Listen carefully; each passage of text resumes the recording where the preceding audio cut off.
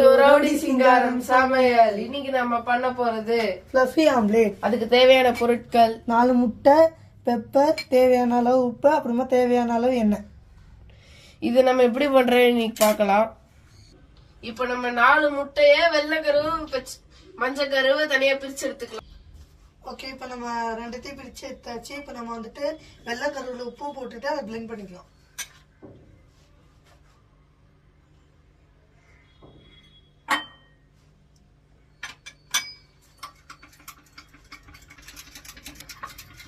சரி, இப்போ நம்ம வெள்ளைக்கருவை நல்லா பீட் பண்ணி எடுத்தாச்சு. அதே மாதிரி மஞ்சள் கருவையும் பீட் பண்ணி எடுத்துக்கலாம்.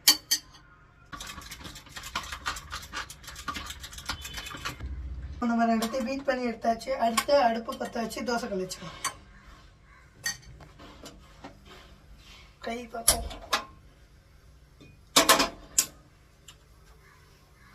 இப்போ நம்ம எண்ணெயை வச்சு எல்லாம் தேய்ச்சி விட்டுறலாம் இந்த சைடும்.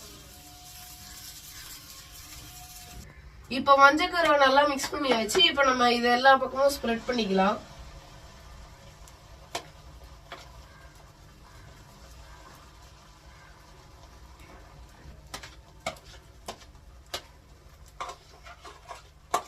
சரி, இப்போ நம்ம சுத்தி கொஞ்சம் எண்ணெய் ஊற்றிக்கலாம்.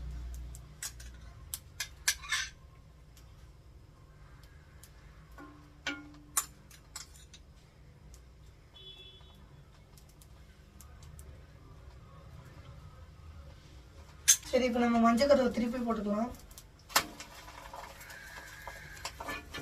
இப்போ இது மஞ்சள் கருவு நல்லா வெந்துருச்சு. இப்போ நம்ம வெள்ளைக்கருவை எடுத்து ஊத்திடலாம் மேல. சரி, இப்போ நம்ம வெள்ளைக்கருவை சேர்த்தாச்சு. இப்போ லைட்டா பெப்பர் எடுத்து தூவிக்கலாம்.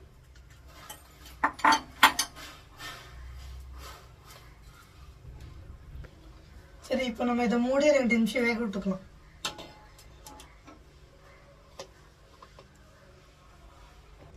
ஓகே, 2 நிமிஷம் ஆயிடுச்சு. இப்போ ஓபன் பண்ணி பார்த்துக்கலாம்.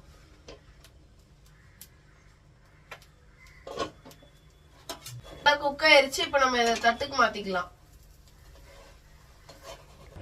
ஓகே, இப்போ டேஸ்ட் பண்ணி பார்த்துக்கலாம். நல்லாதான் இருக்கு. நல்லா இருக்கு. நீங்களும் வீட்டில் ட்ரை பண்ணி பாருங்க. தேங்க்யூ.